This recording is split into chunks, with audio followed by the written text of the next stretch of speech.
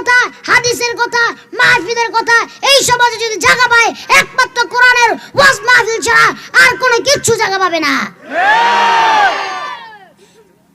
আর যারা এই বাংলাদেশে কোরআনের বিরোধিতা করবে, ওয়াজ মাহফিলের বিরোধিতা করবে, মুসলমানের বিরোধিতা করবে, তাদেরকে আমি বলবো বাংলাদেশে আপনাদের থাকার দরকার নাই। যেই দেশ ভালো লাগে সেই দেশে চলে যান। আল্লাহ তাআলা আমাদেরকে এগুলো বুঝার তৌফিক দান করুন। সকলে পড়ি আল্লাহুম্মা আমিন। সকলে আমার জন্য দোয়া করবেন। আল্লাহ তাআলা আমাকে বড় আলেম বানিয়ে দেন।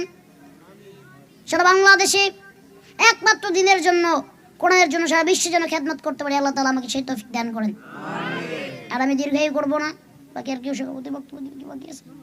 ঠিক আছে, তাহলে আমরা মনোজাত করে দিই।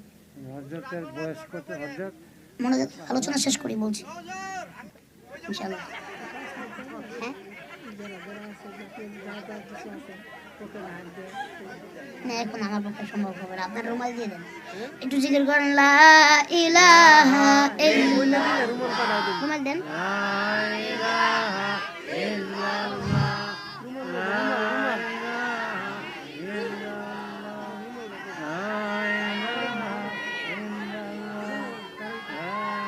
لا إله إلا الله لا إله لا إله إلا الله محمد رسول الله। আপনাদের যদি কারোর পকেটে কিছু থাকে দেওয়ার মতো মনে ইচ্ছা থাকে, আপনারা একটু কষ্ট করে মসজিদের উন্নয়নের জন্য আপনারা এই যে ছাত্রদের হাতে দিয়ে দিবেন, কষ্ট করে দেন। দেওয়ার পরে ইনশাআল্লাহ আমি মনোজাত করে দিব। জিকির করি লা ইলাহা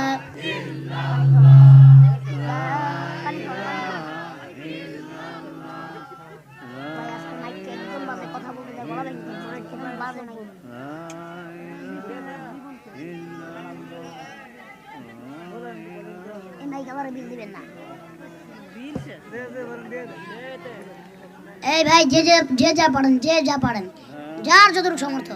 লা ইলাহা ইল্লাল্লাহ লা ইলাহা ইল্লাল্লাহ লা ইলাহা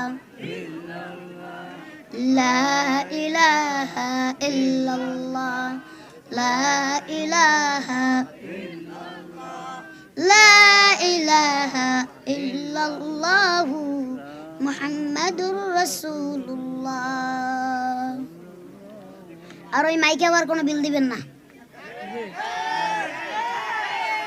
এমন মাইক লাগাইছে, মাইকের আওয়াজে আমি